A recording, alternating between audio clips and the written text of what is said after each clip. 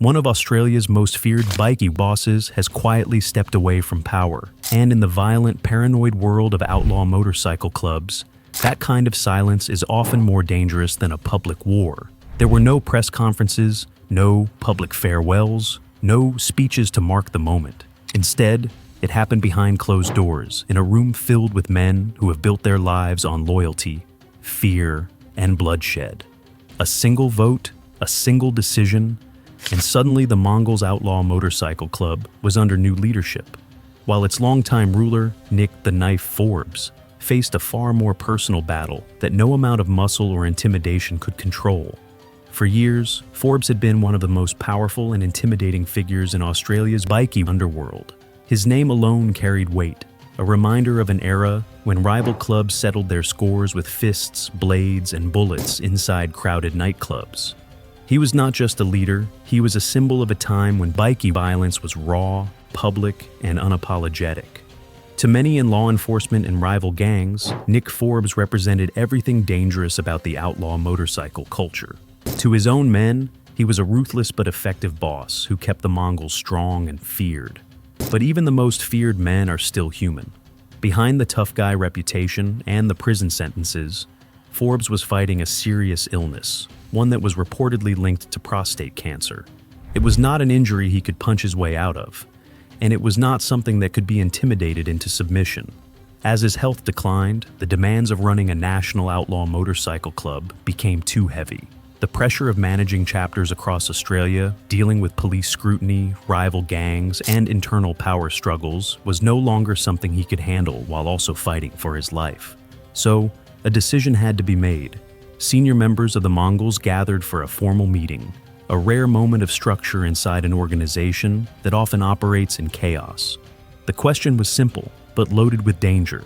Who would take over? In the bikie world, leadership changes can trigger bloodshed. A weak leader invites rebellion. A controversial leader invites war. The wrong choice can tear a club apart from the inside out. The vote ended with Tyrone P being chosen as the new national president. For those who know the Mongols, the name was not a surprise. P had been part of the club's upper ranks for years, especially as the Mongols absorbed former members of the Mongols Motorcycle Club during their expansion in the mid-2000s. He was already known to police, already tied to the organization's inner workings, and already accustomed to living under constant surveillance. To the Mongols, he represented continuity and stability, even if that stability was built on a foundation of crime, intimidation, and defiance of the law. Forbes did not disappear entirely. He stepped back from the presidency but remained connected to the club in a consultative role, offering advice and guidance when needed. In the bikie world, this kind of arrangement is delicate. A former boss who stays too involved can undermine the new leader. A former boss who vanishes completely can leave a power vacuum. Forbes was trying to walk a line between staying influential and allowing P to take full control, all while focusing on his deteriorating health. To understand why this leadership change matters, you have to understand who Nick Forbes really is. His reputation was not built in boardrooms or quiet backroom deals. It was forged in violence, in public brawls, and in a culture of retaliation that defined Australia's bikie wars. Long before he became the national president of the Mongols, Forbes was a prominent member of the Mongols Motorcycle Club and part of its feared terror team, the group responsible for enforcing debts, collecting money, and making sure nobody stepped out of line.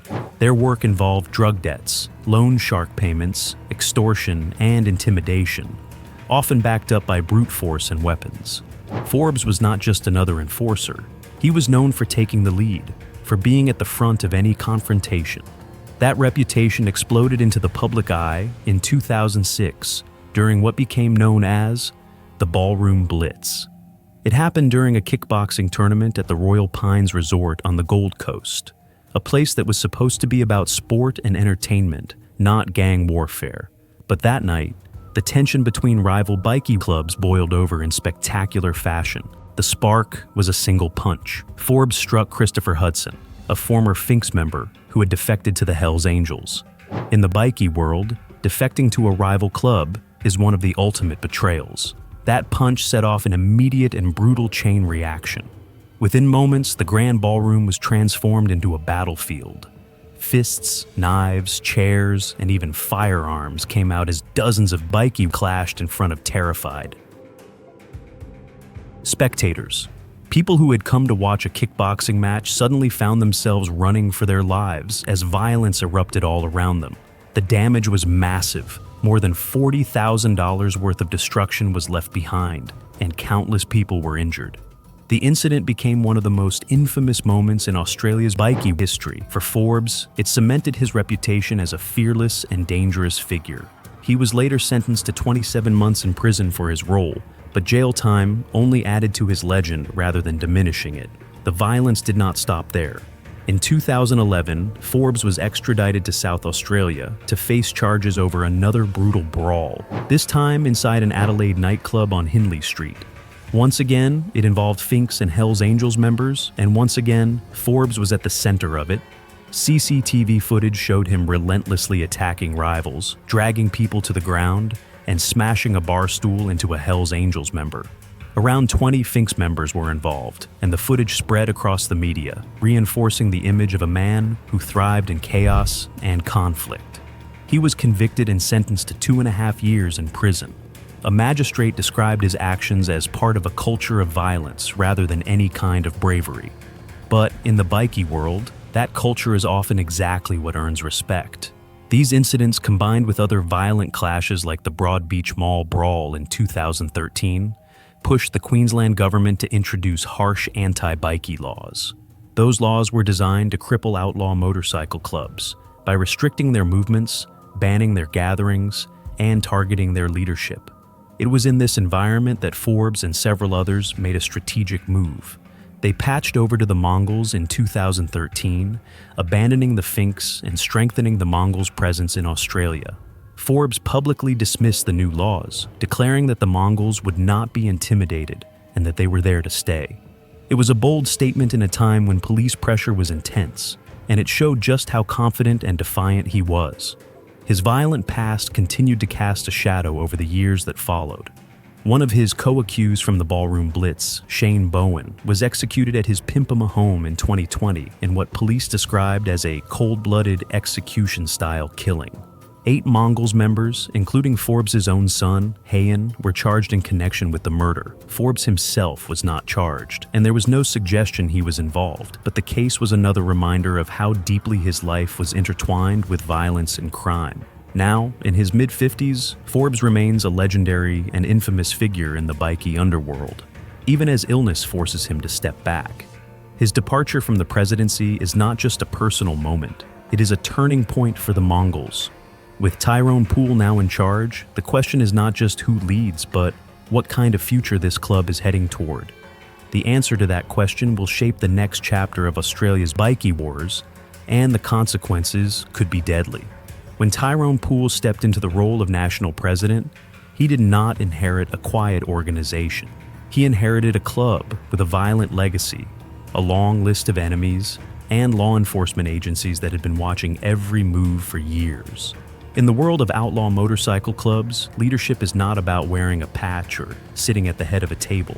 It is about whether people believe you can protect them, punish disloyalty, and keep the money flowing. P's rise to the top was not built on charisma or public bravado. It was built on his position within the Mongols' hierarchy and his long history of surviving under police pressure. P first came to wider attention in 2015, but his story goes back much further. By the mid-2010s, he was already a senior figure within the Mongols, especially as the club absorbed many former members of the Finks during its expansion. That transition was not smooth.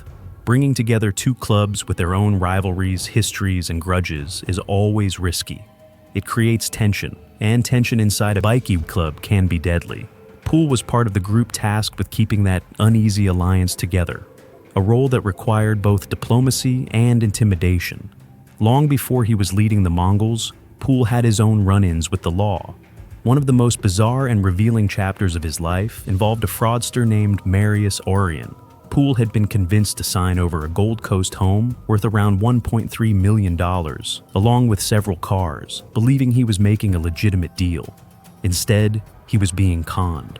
When debt collectors began showing up at his door, it became clear that he had been taken for a ride.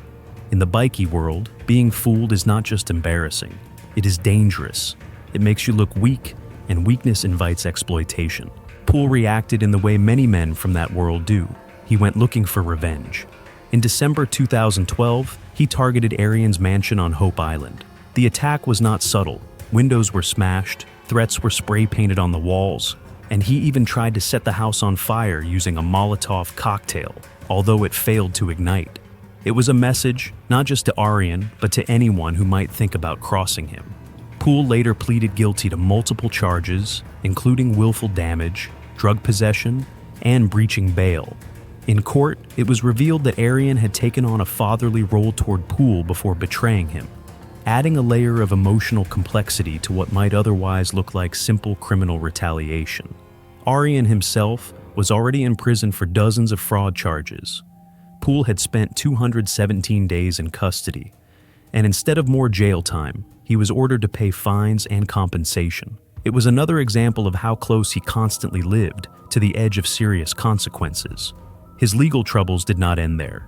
In 2017, Poole was convicted under Queensland's anti-bikie laws for walking with two other Mongols members in Brisbane. It might sound minor, but under those laws, even being seen in public with fellow club members could result in charges. He was fined, along with two other senior Mongols figures, but avoided prison.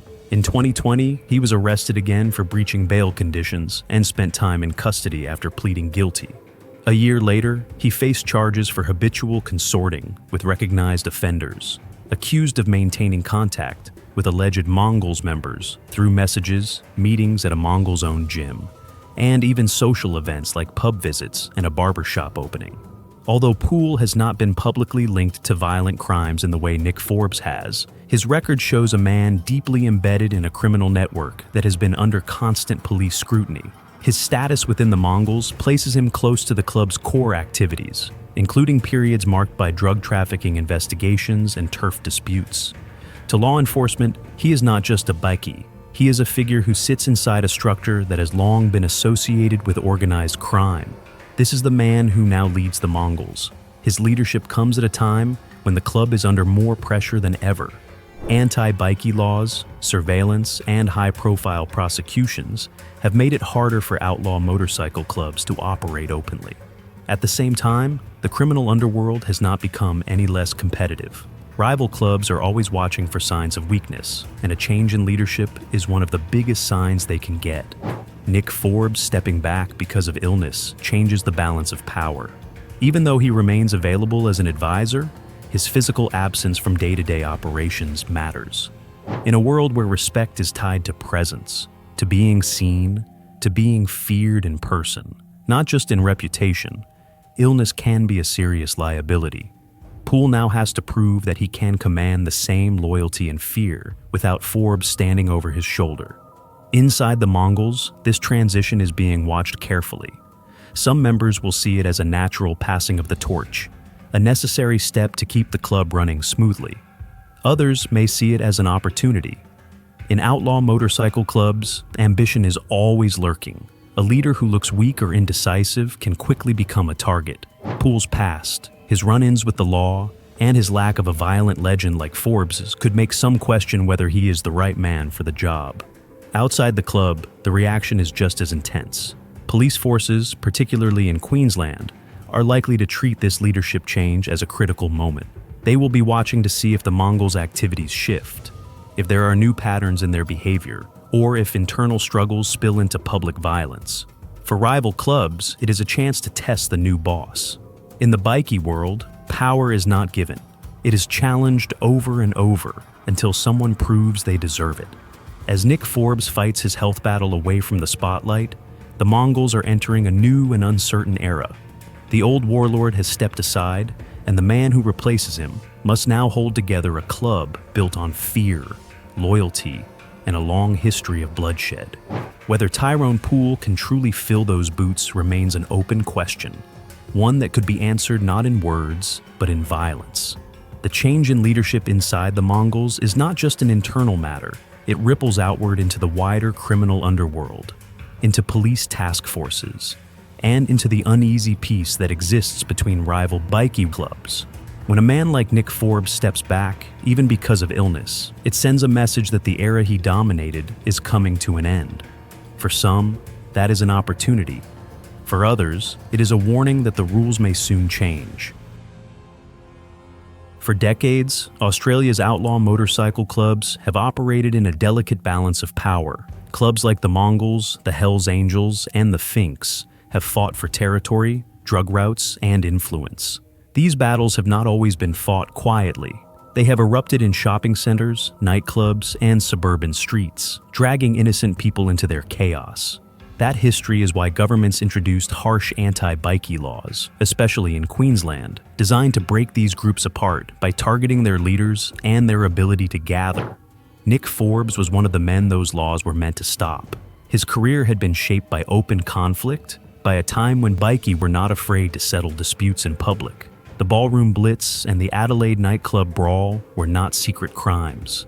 They were violent spectacles that terrified onlookers and forced politicians to act. Forbes thrived in that environment. He understood it. He knew how to survive it. Tyrone P is stepping into a very different landscape, one where cameras, phone records, and constant surveillance have replaced the old days of raw street power. This shift matters because it changes how a leader can operate. P cannot rely on the same kind of open intimidation that Forbes once used. Every meeting, every phone call, every movement is potentially being watched.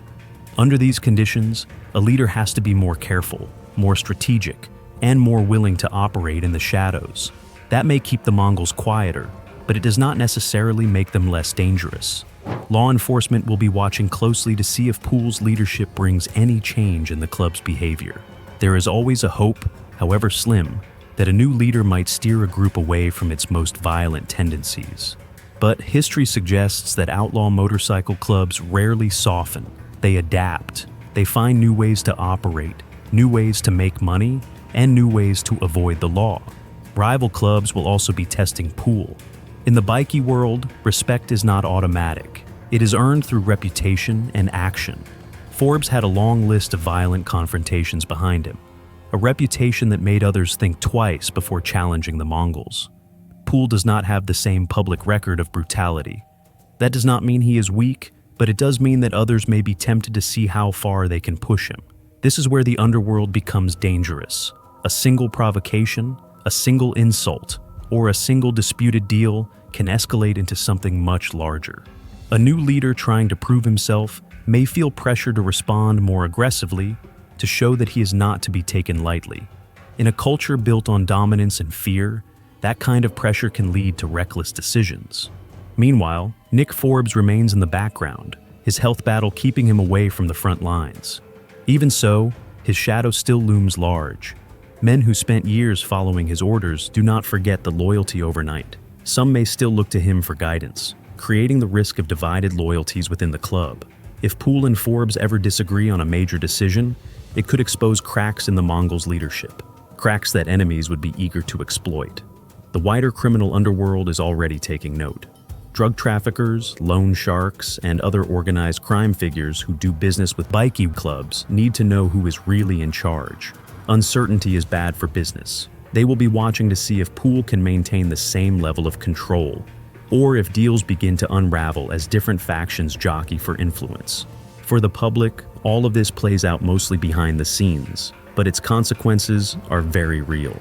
Bikie wars do not stay contained. They spill into neighborhoods, into public spaces, and into the lives of people who have nothing to do with the criminal world. A leadership change like this has the potential to either stabilize things or ignite a new round of conflict. As the Mongols move forward under Tyrone P, the question remains whether this transition will be smooth or violent. Will P consolidate his power quietly, or will he be forced to assert it through force? Will Nick Forbes fade into the background, or will his influence continue to shape the club's decisions? In the unpredictable world of outlaw motorcycle clubs, those questions rarely have peaceful answers. The story of the Mongols and their new leader is still being written, and like so many chapters in Australia's bikie history, it is being shaped by fear, loyalty, and the constant pressure of law enforcement. Tyrone P now sits at the top of a club that has survived years of crackdowns, high-profile arrests, and violent internal and external conflicts. Whether he can keep the Mongols united under his leadership will depend on how well he can balance those forces while avoiding the mistakes that have destroyed so many others before him. For Nick, the Knife, Forbes stepping away from power does not mean stepping away from his legacy. His name will always be tied to some of the most infamous moments in Australian bikie history: the ballroom blitz, the Adelaide nightclub brawl, and the brutal culture of enforcement he helped shape will not be forgotten. Even as he focuses on his health, his reputation continues to influence how people see the Mongols and how rivals and police respond to them. In many ways, Forbes is still a ghost in the machine, a presence that cannot be completely erased. Poole, on the other hand, faces a different kind of challenge. He must lead in an era where the old ways no longer work as they once did. Surveillance, digital evidence, and aggressive policing have changed the rules of the game. The Mongols cannot afford the kind of public violence that once made Forbes famous. Every move is scrutinized, and every mistake can lead to prison. That pressure can either force a leader to become more disciplined or push him into desperate and dangerous decisions. The police response to this leadership change will be relentless. Task forces that have spent years building cases against bikie clubs will see this as an opportunity to observe how the Mongols reorganize themselves. New leaders often bring new communication patterns, new meeting places, and new vulnerabilities. Law enforcement will be watching for any sign of internal conflict or external aggression that could be used to justify further crackdowns. Rival clubs are also waiting. They will be testing the boundaries, watching for signs of weakness or hesitation. If Poole fails to command the same level of respect as Forbes, it could invite challenges that lead to renewed violence. In the bikie world, power is never secure. It is always being contested, always under threat from those who want a bigger share of the territory and the profits. For the communities caught in the middle, the stakes are high. Outlaw motorcycle clubs have a long history of dragging their wars into public spaces, leaving behind damaged property, injured bystanders, and a trail of fear. A stable leadership might keep that violence contained, but a shaky one could make things far worse. Every decision Poole makes will ripple outward, affecting not just his own men, but anyone who happens to be nearby when tensions explode. As Nick Forbes battles his illness and Tyrone P tries to hold the Mongols together, the future of one of Australia's most notorious bikie clubs hangs in the balance. Whether this transition marks the beginning of a quieter, more controlled era, or the start of another bloody chapter remains to be seen. In the world of outlaw motorcycle clubs, change rarely comes without consequences, and those consequences are often paid in violence, prison time, or lives.